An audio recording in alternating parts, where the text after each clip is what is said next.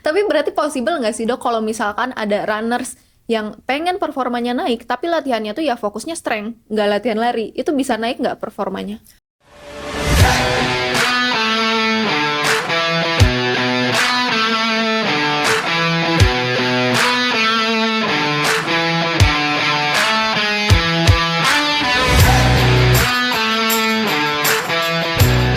Tapi kalau misalnya anak gym nih gitu ya, misalnya mau terjun ke lari, ya sebenarnya sih memiliki keuntungan tersendiri adalah si ototnya kan udah kuat nih Oh ya. ceritanya. Sebenarnya kan kayak dua kubu yang mirip-mirip nih, kalau udah terjun as a runner dulu suruh nge-gym ya Allah malesnya gitu kan. Iya, iya, iya. Terus kalau udah nge-gym gitu suruh jadi running dulu ya ampun nggak mau gitu. Dulu aku kan di sini nih gitu. Iya, iya, iya. Sampai menemukan lah ini High Rocks, hybrid banget yang mengcombine dua sisi ini dan Oke. kayak bener-bener wow dua-duanya perlu ya gitu kan. Nah jadi sebenarnya tergantung dari goalsnya masing-masing ingin apa. Kalau Oke. masih as a runner ya berarti kan harus mengutamakan larinya kan seperti itu. Kalau misalnya as a lifter berarti kan harus mengutamain ya strength trainingnya, kardionya itu menjadi ekstra tambahan benefit. Oke, berarti balik lagi tergantung prioritas ya. Betul. Tapi bisa nggak sih dok kalau misalkan tiba-tiba di CFD random melihat nih orang larinya formnya bagus banget, berarti dia strength-nya bagus gitu. Itu udah pasti kayak gitu apa enggak sih? Bisa banget iya, tapi bisa juga dia juga sering latihan running drills karena running drills kan penting ya untuk kayak latihan neuromuscular. Jadi mengingat juga caranya gimana sih untuk kayak lift the knee, untuk kayak push gimana sih. Jadi running drills untuk arm swing aja sebenarnya juga ada. Tapi strength training yes, membantu untuk running ekonomi tuh lebih better lagi yes. Oke, bicara tentang lari, sebenarnya aku melihat banyak banget runners yang mereka itu masih abai dengan asupan mereka. Yang dimana sebenarnya itu penting banget nggak sih dok? Banget. Kalau dari pandangan dokter sendiri, itu perannya apa ya, bahan bakar sebelum lari atau saat lari itu seberapa penting sih dok? Oke, aku akan menganalogikan tubuh kita tuh sebagai Ferrari lah ya gitu ya, mobil sports car yang keren Wow, banget gitu. keren banget. Ya kan? Tapi kan kita tidak mungkin ya mengisi Ferrari dengan Pertamini gitu kan. Jadi so the quality of nutrition that you eat or that you drink is matters banget untuk performance dirimu. Jadi ya tergantung lagi dirimu mau as a Ferrari atau kayak as a junk. Oh, Ya kan? Iya Because sih. matters banget apa yang kita makan, yang kita minum itu benar-benar menjadi output saat performance kita. Aku cukup meng-against dengan yang kayak lari tidak makan apapun karena biar kurus atau biar fat burning zone. No, enggak. banyak banget lagi yang kayak gitu. Banyak.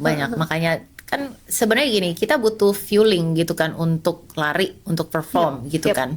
Nah, sebenarnya makanya balik lagi, do you want to perform or do you want just run gitu. Makanya sebenarnya kalau kita nih lagi bulan puasa gini, it's fine untuk yang kayak lari sebelum waktu berbuka. Kan intensitasnya dikurangin dong gitu kan.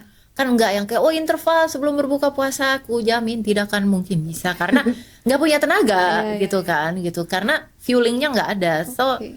it's make sense aja sih, makanya kan kayak during kayak misalnya even race pun kayak di tengah-tengah harus ada asupan gel kayak Iya. gitu kan, atau ada asupan kayak electrolytes ya helping us to give the fuel kan Iya. sebenarnya gitu. Oke, berarti bisa dibilang kurang tepat ya buat orang-orang yang skeptis sama nutrisi. Yang penting gue lari-lari aja, sehat, bisa kok cepet gitu kayak gitu-gitu. Nah betul, dan nutrisi ini juga kita harus bagi sebagai kayak pre-run, pada saat run, dan setelah run. Jadi itu 3 hal itu sebenarnya kan penting banget. Kayak kapan sih kita harus makan karbohidrat, kapan sih kita harus kayak pada saat running gimana, atau setelah running tuh pentingnya apa sih gitu. Kayak misalnya sebelum running karbohidrat, pada saat running mungkin kita gel atau electrolytes gitu oke. Terus nah setelah running jangan lupa proteinnya. Oh, lengkap ya berarti. Memang. Tapi berarti karbo itu memang diminum sebelum lari ya dok? Kan ada orang yang kayak lari itu perutnya harus kosong biar lebih kenceng, nggak usah banyak-banyak kalori biar lebih cepat, biar nggak sakit perut di jalan misalkan kayak gitu-gitu. Wow, aku pusing dengan nggak itu tidak, itu mitos. Tidak boleh Mitos. Oke, oke. seperti itu. Jadi memang paling kalau sebenarnya biar perut nggak sakit ya harus dijeda aja makannya. Oke, biasanya tuh kalau misalkan kita lari dalam keadaan belum mengkonsumsi kalori atau asupannya tuh kurang, itu apa yang akan terjadi sih dari sisi medisnya? Paling gampang aku akan bilang namanya hit the wall atau bonking. Oh. Artinya kayak you wanna push more but no I cannot, kayak everything just slow, everything just kayak very heavy, no I cannot move my leg, nggak bisa gerak. Nah itu namanya hit the wall, artinya udah nggak punya bahan bakar cadangan lagi nih, glikogen ini nih untuk sebagai fuel untuk buat lari tuh nggak ada gitu. Iya, berarti bisa sampai mentok banget ya, nggak kuat lagi gitu Betul, kali ya. sama aja kayak strength training tuh tiba-tiba kayak misalnya kalau kita nggak makan sama makan pasti beda banget deh. Iya ya.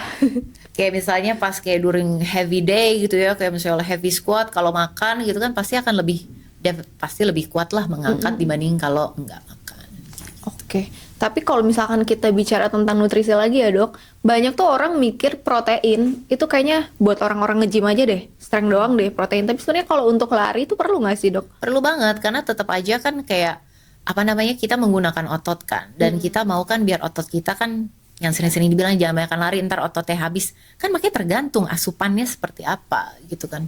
Kalau asupan proteinnya cukup, which is kayak misalnya aku selalu bilang 2 kali berat badan per hari, ya it's gonna be okay. Berat badan nggak akan turun, Iya, iya. dan otot nggak akan hilang. Tapi sebenarnya kalau misalkan untuk general health aja nih, di luar kalau misalkan orangnya nggak terlalu lari tapi nggak terlalu strength training juga, sebenarnya masih dibutuhin protein. Masih banget, sangat perlu. Bahkan kayak minimal banget tuh 1,2 lah berat badan. Karena aku pernah denger kayak jangan kebanyakan protein, ntar kalau proteinnya nggak dipakai olahraga jadi over gitu, malah jadi nggak bagus juga katanya gitu. Nah, itu sama aja dengan mengatakan jangan kebanyakan karbohidrat. Ntar kalau karbohidratnya nggak kebanyakan, ntar jadi over. Ya over calories sih, bener aja. Makanya aku selalu bergantung kepada kalori in, kalori out. Ya. Oke, berarti ya nggak masalah juga sih, nggak terlalu signifikan yang sampai gimana banget gitu juga ya dok ya. Oke, kalau misalkan apakah ada nggak sih orang yang aktif lari yang rutin tapi punya kebutuhan proteinnya tuh lebih tinggi gitu. Jadi misalkan yang biasa dokter bilang 2 kali berat badan, tapi justru untuk special case orang ini tuh harus lebih tinggi nih proteinnya. Ada nggak sih kemungkinan? Sebenarnya sih kalau dibilang kayak protein tuh memang asupan indelinya tuh 2 kali berat badan udah paling best sih. Kalau kelebihan menurut jurnal juga jadi waste sebenarnya, jadi sayang juga sih. Tapi mungkin ada orang-orang yang tertentu yang memang pengen kayak naikin berat badan tuh bisa banget. As in kayak contohnya mereka-mereka yang sarkopenia, yang kayak otot-ototnya tuh memang di bawah normal.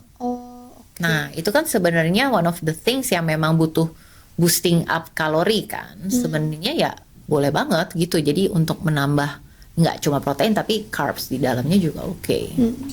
Oke, ada juga nih satu bukan produk apa ya, bahan yang which is kreatin. Biasanya tuh orang-orang mikir ini hanya untuk bodybuilding, ini yang langsung membuat otot instan, dan ini nggak bisa dipakai untuk olahraga lain selain bodybuilding. Aja, iya, gitu ya. Okay. Itu sebenarnya benar nggak sih dok? Kita sih yang menariknya tuh ya, based on jurnal, kreatin itu penting juga buat para runner. Oh, fun fact. Fun fact, betul. Kenapa sih? Nah, kalau kita misalnya pas pada saat race, kita kan pasti pengen yang namanya last push gitu ya. Nah, kreatin ini akan membantu untuk yang namanya interval, sprint, hill, ngebut-ngebutan tuh, or even mereka-mereka yang mau hybrid race di high rocks. Oke, menarik banget. Kenapa sih sebenarnya kreatin penting? Karena kreatin itu kan disimpan di dalam otot dalam bentuk fosfokreatin. Dan akan keluar, maksudnya keluar akan dipakai tuh ketika memang melakukan intensitas yang kayak cukup tinggi gitu, yang kayak sekali meledak duar gitu kan. Nah, seperti apa sih kalau misalnya di gym? Ya iyalah, misalnya lagi angkat berat gitu ceritanya. Nah, kalau misalnya di lari, masih berguna nggak? Sangat berguna dalam sesi interval, balik lagi hill sprint, terus kayak dalam hybrid race tuh oke banget. Dan jangan lupa juga kreatin itu penting buat recovery. Oh, recovery juga ya ternyata kreatin ya. Tapi kalau misalkan kreatin itu apakah bisa untuk olahraga, semua olahraga misalkan, atau semua aktivitas? Oh, butuh juga ya ternyata. Betul, aku bilang semua. Semua, karena menarik. memang kita nggak hanya bicara performance aja di kreatin, tapi as in recovery. Recovery itu artinya gimana sih? Biar masa otot kita juga nggak cepet hilang. Oh, oke. Berarti dokter sendiri konsumsi nggak sih kreatin? Harus tidak pernah bolong tiap hari, 5 gram.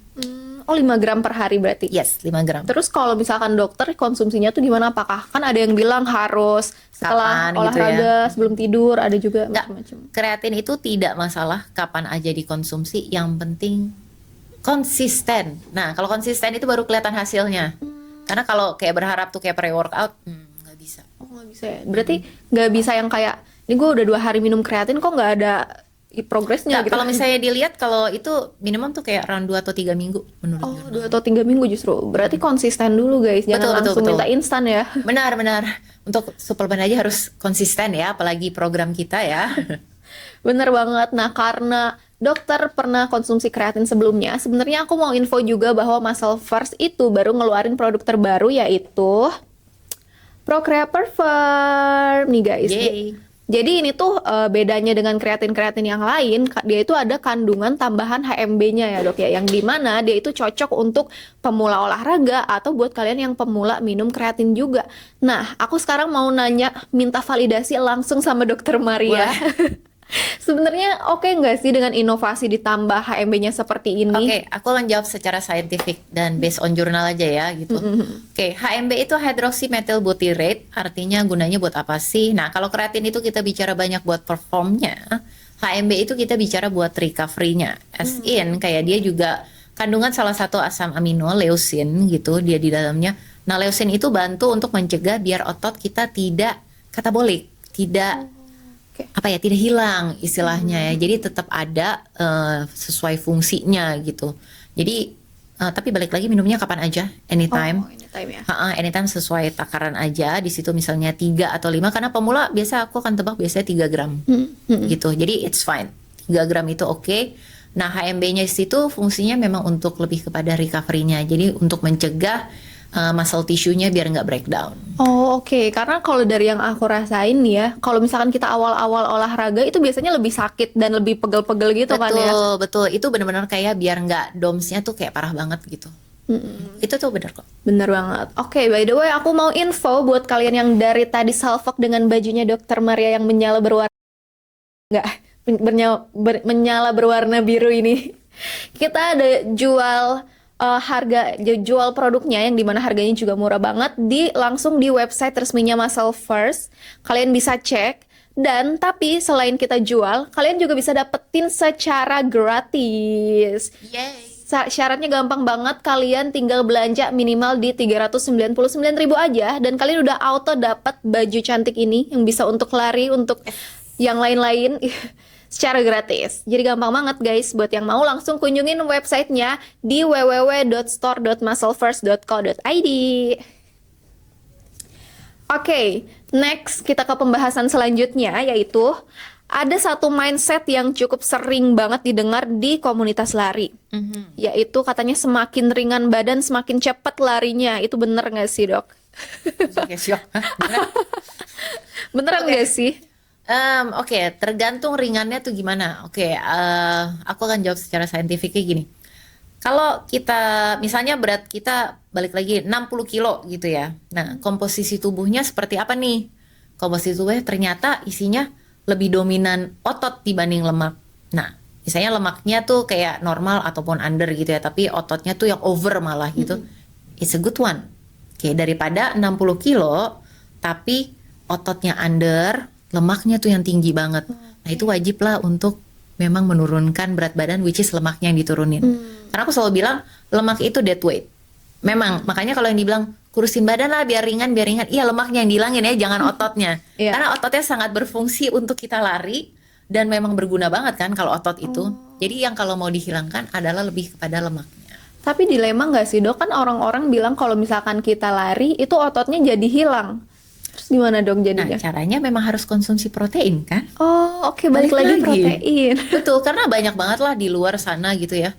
Kayak misalnya Nick Bare gitu udah maraton, udah ultra juga dia udah Ironman, tetap segede-gede gitu. Or even Troy Haynes yang lari pakai celana jeans gitu kan, dia badannya udah segede-gede gitu.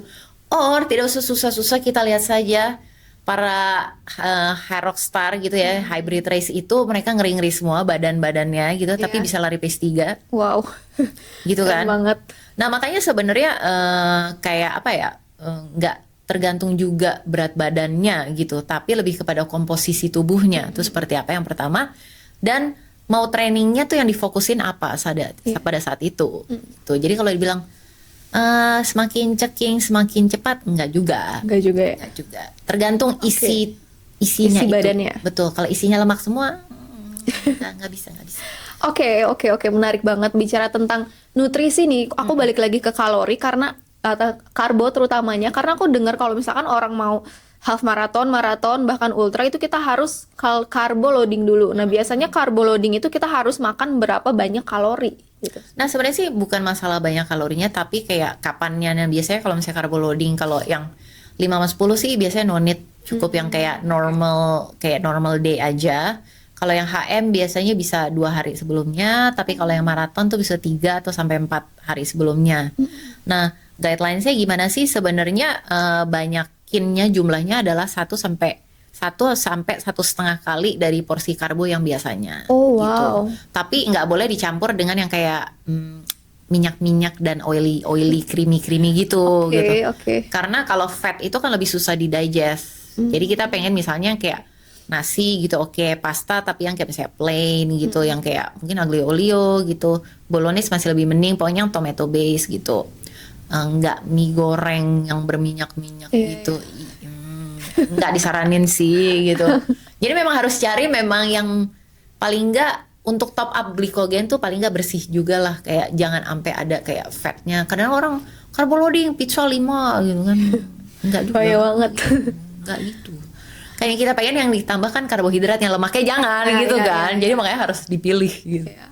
Oke, berarti make sense nggak sih? Karena kan kita kalau misalkan carbo loading itu butuh banyak banget karbo, literally banyak banget. Dan ada banyak banget orang di luaran sana nggak kuat makan banyak. Gitu. Bisa nggak sih kalau misalkan kita bantu dengan produk seperti Progainer ini yang dimana tinggi karbo dan juga tinggi protein, jadi sekali minum udah dapat dua-duanya tuh untuk carbo Nah, loading. sebenarnya sih di satu sisi bisa. Biasa aku akan kayak rekomend tuh misalnya, dok, gue nggak bisa makan banyak, gimana ya gitu. Biasanya sih ya udahlah, drink your carbo juga nggak apa-apa gitu. Drink your carbo sih sebenarnya tuh kayak gitu. Jadi as in kayak misalnya mau minum jus gitu juga oke. Tapi kalau misalnya mau Progainer, lebih baik jangan deket di waktu yang kayak mau race karena proteinnya kan cukup tinggi tuh. Nah kita mau proteinnya yang rendah, justru karbonya yang lagi up banget tuh. Gitu. Tapi kalau misalnya ini Progainer ini mau dipakai, ya paling nggak di weekly sebelumnya itu juga fine sih untuk top up kayak gitu. Tapi nggak yang 2 hari mau sebelum race gitu tuh better jangan, karena kan ada proteinnya banget nih. Oh, proteinnya, karena proteinnya tinggi ya. Oke. Oke. Kita pengen karbonya saja. Berarti paling ideal kalau misalkan untuk runners itu bisa minum Progainer, dok. Sebenarnya sih boleh-boleh aja, apalagi kalau misalnya mereka yang masa ototnya kurang ya, kan ingin kayak menambahkan. Oh, balik lagi ya. Balik lagi ya, boleh loh gitu. Justru aku rekomendasikan gitu. Kayak misalnya suamiku dulu tuh kan dia tidak seperti sekarang ya. Dia sangat amatlah mini dan ceking tuh dulu.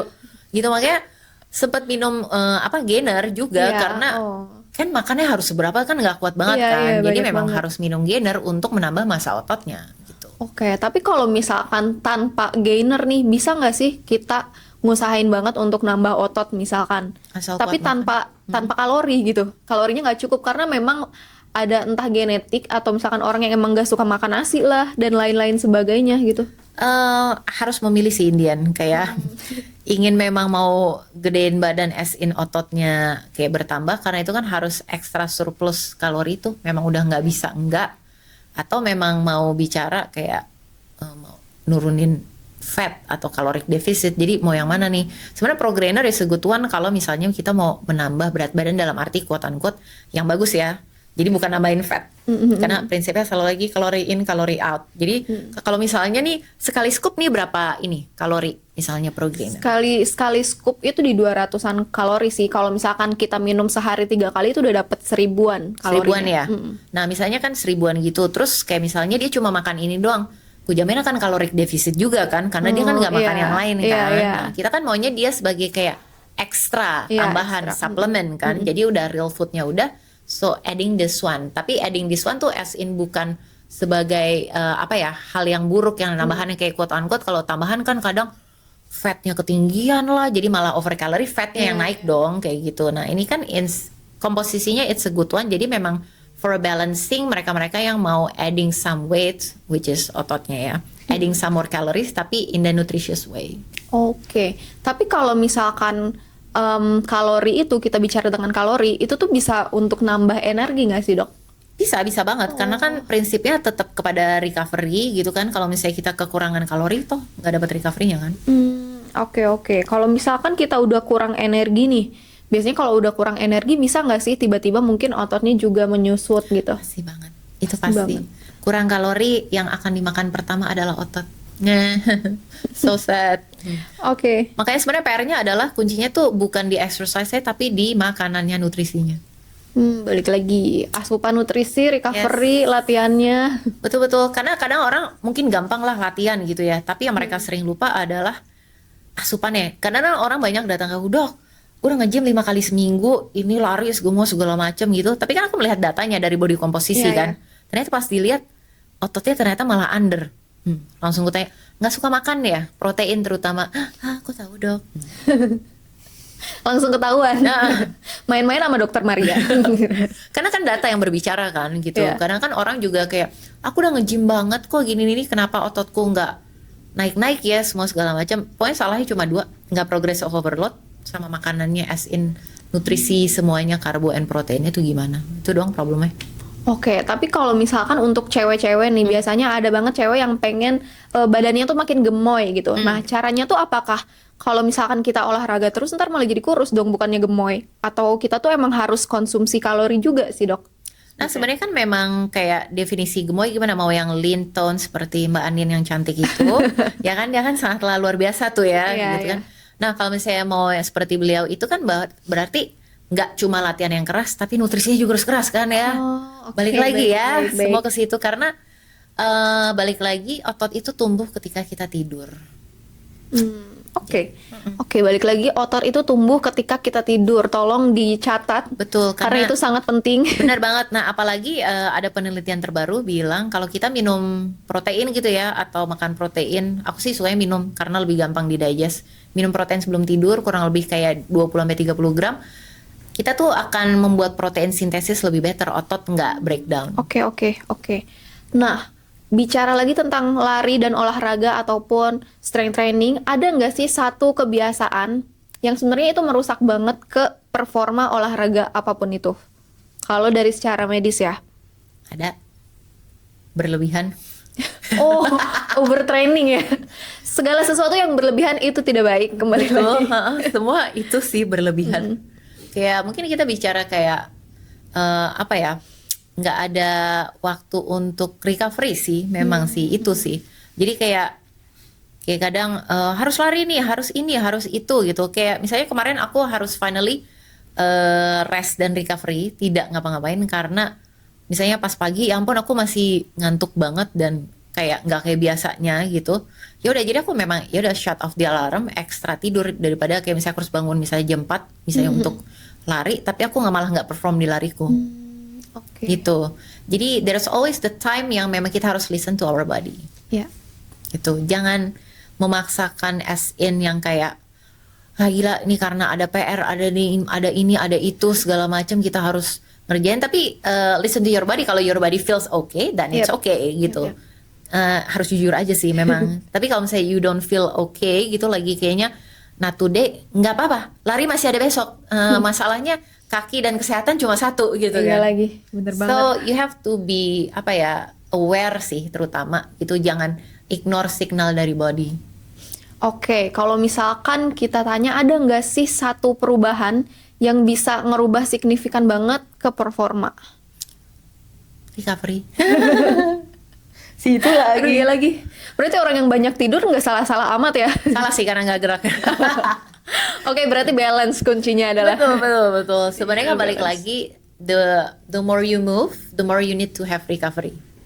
Ya kan? Oke. Semakin banyak kita bergerak, semakin butuhlah kita recovery. Tapi yang problemnya adalah ketika orang nggak seimbang, too much moving atau too much sedentary. So you have to be in balance kan sebenarnya untuk perform. Karena orang berpikir perform itu ketika kita melakukan sesuatu, tapi padahal sebenarnya perform itu akan lebih baik ketika recovery itu juga diutamain. Oh wow, menarik banget pembahasan kali ini. Berarti kita sudah memasuki era di mana kita saatnya untuk perform. Yes. Oke, anyway, kemarin tuh aku kayak buka question gitu di sosmed untuk pertanyaan ke Dokter Maria, yang dimana akan aku coba bacakan ya dok ya, Yes, untuk yes. pertanyaannya. Pertanyaan pertama itu dari Rehan.h. Bagaimana pendapat dokter terkait orang yang setiap lari HR zona 4-5 dan larinya 2-3 kali per week? Oke. Nah, goalsnya mau apa nih? Kalau goalsnya memang, dok kenapa HR ku nggak turun-turun dan dia newbie, nggak apa-apa lakuin aja. Karena maksudnya gini, jantung itu kan adalah otot dan otot itu bisa dilatih, Ya. beradaptasi gitu kan. Nah, masalahnya tinggal apakah lari yang 3 kali seminggu itu memang sesuai menu dari coach. Maksudnya gini, nggak sporadik. Makanya prinsip BBTT. Oke, balik Oke, lagi. baik, benar, teratur, dan terukur. Ya. Jadi memang kalau misalnya baik dan benar, artinya kan memang ada goalsnya. Mm-mm. Oke, kan coach nggak mungkin memberikan hal yang kayak negatif, yang nggak mungkin gue aneh-anehin or Iya, gue iya. bikin bahaya, kan nggak mungkin. Pasti Iya. kan baik dan Iya. benar gitu kan. Benar as in memang kita melakukan sesuai dengan kayak memang kemampuan kayak gitu. Terus balik lagi, terukur dan teratur. Nah, selama itu memang sesuai dengan menunya seperti itu dan dilakukan pace-nya sesuai dengan yang memang direkomendasikan, ya udah it's fine. Tapi kalau misalnya nggak lah, nih mood gue aja hari ini gitu, pengennya segini. Nah, sporadik itu kan yang berbahaya. Sama aja kalau misalnya strength training, ya bicep aja lah, nggak akan ada apa ya hasil yang dilihat. Iya, Kita iya. capek iya, tapi nggak ada Nggak ada gunanya hasilnya. gitu Mm-mm. sih. Oke, tapi kalau misalkan pemula lari, abis itu heart rate-nya langsung meledak gitu. Nah, biasanya kalau udah kayak gitu, terusin aja atau ya udah jalan-jalan dulu deh gitu. Nggak apa-apa loh, run walk itu bukan suatu aib, it's fine. Jadi kalau misalnya heart rate-nya kayak misalnya meledak gitu, ya udah take it easy dulu. Makanya aku waktu itu yang pakai aplikasi saat aku pertama kali banget running itu, aku suka banget dia menggunakan memang sistem RPE, rasa lelah, dan bilang easy itu harus easy, artinya di skala lelahnya 2 atau 3. Kalau skala lelah gue udah 7, gue udah nggak easy dong. Iya, iya. Ya kan? So you have to be honest to your body and to yourself. Kalau misalnya easy, harus easy. Ingat, easy harus easy. Banyak banget pelari nih dok, easy run. Tapi ntar giliran ada yang nyalip, egonya tertantang, langsung ngebut dia. Langsung ngebut. Oke, langsung aja kita ke next question ya. Dari Vien_the_coach. Dok, masih belum terima deload nge-gym saat puasa. Kok performa semua turun drastis ya? Hehe, katanya gitu. Yeah, of course. Karena as simple as kita nggak ada fuelingnya kan. So it's very normal untuk performance turun. Nah, di sini adalah saatnya kita untuk belajar, untuk kita memang tidak ego ya kan. Jadi memang untuk menyadari bahwa deload itu sebenarnya penting loh. Ya. Kenapa sih penting? Karena kalau kita berharap kayak perform terus secara linear gitu tuh nggak akan bisa achieve yang namanya super compensation. Iya. Nah, justru deload ini adalah fase maintenance biar kita nggak drop banget gitu. Nah, kalau misalnya kita berharap kita nggak dapat fueling, kan kita fuelingnya nggak seperti pada biasanya, ya kan? Nah, jangan berharap untuk perform seperti biasanya. So it's very normal. Normal ya. Yang penting ibadah dulu aja ya kan? Nih, ya ampun cuma sebulan loh Iya, gitu iya, kan? iya. Cuma sebulan sekali setahun lagi. Makanya. Sebulan setahun. Abis itu gaspol. Iya. Oke, next question. Tapi ini agak berbahasa Inggris. Maafkan Oke. lidah Sundaku ya. Tidak apa-apa. Oke, hi, how to lean forward while running and how to avoid overstride while run. Thanks. How to lean forward? So you have to lean forward from the hip actually. So you have basically try to running in place with the high knees and just leaning your body forward from the hip and it's automatically will run by itself actually. Itu yang aku dapat dari salah satu aku lihat di coach lari di luar tuh. Jadi lari aja dulu di tempat kayak gitu and then lama-lama leaning forward and you will run by itself. Itu emang benar sih. You try. And to prevent overstride artinya increase your cadence. Biasanya kalau overstride gitu tuh cadence-nya tuh biasanya cukup lumayan rendah. So increase your cadence. Itu yang pertama. Second one is try to run with your hip flexor, not Oke, with hip the quad. melohoi itu ya. Beda. Oh, Kalau hip beda. melohoi itu kan ke samping, kalau nih overstride kan kita kayak melangkah ke depan banget. So Oke. kalau overstride itu artinya kita larinya tuh pakai quadricepsnya, pakai paha depan, bukan pakai hip flexornya untuk angkat gitu. So basically gimana caranya biar nggak overstride? Increase your cadence, that's the first. And second one, running drills. Running drills terutama yang untuk knees gitu tuh benar-benar helping banget. A skip, B skip. Terus yang kayak ABC drillnya kita running tuh penting banget to train our neuromuscular. So wajib. Oke, keren banget. Meskipun agak nggak ngerti, sorry. Oke, next question. Optimal recovery cedera ITBS dan strength training tuh berapa lama ya dok? Soalnya masih takut lari lagi. Oke. ITB tergantung nih biasanya berapa lama tingkat keparahannya. Roughly 4 sampai 6 minggu harus udah beres banget sih harusnya ya. Dengan caranya apa? Deload lari atau cross training. Jadi kayak biar nggak yang ditakutin nih orang-orang, biar VO2 max nggak turun gitu kan. Jadi avoid larinya dulu, tapi ganti misalnya mau rowing, mau sepedaan, statis gitu, mau berenang, boleh banget ganti. Itu yang pertama. Terus yang kedua, strength training bagian hip biar nggak melehoi, itu udah harus dan wajib banget. Kemudian kalau mau try untuk lari dulu, pertama coba aja di treadmill dulu kalau ada aksesnya. Coba dengan run walk dulu. Kalau misalnya nggak ada treadmill, ya udah go ahead, go to the road, run walk dulu. Jadi metodenya biasanya tuh aku suka kayak 1 menit jalan, and then 30 detik, abis itu kayak jogging ringan, and then jalan lagi. Nah kalau misalnya itu udah oke, besoknya rest dulu, besoknya increase lagi jaraknya. Nah harus bertahap ya naiknya, jadi jangan langsung balik, wah kemarin udah bisa 10 kilo langsung gue 10 kilo gitu, jangan. Biasa ITB akan muncul lagi kalau kapasitas ototnya nggak kuat. Itu yang pertama, strong dulu baru long.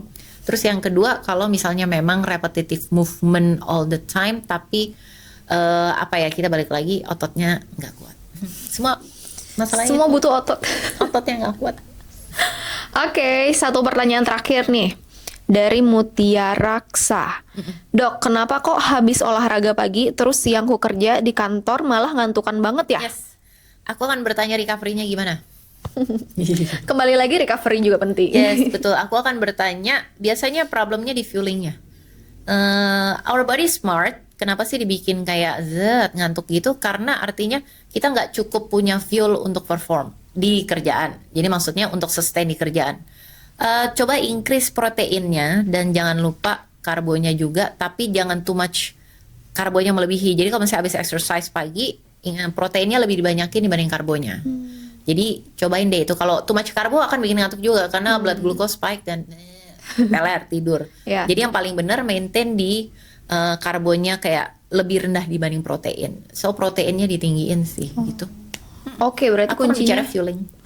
protein, fueling juga. Betul. Oke. Recovery lagi. recovery lagi, otot lagi, balik Betul. lagi.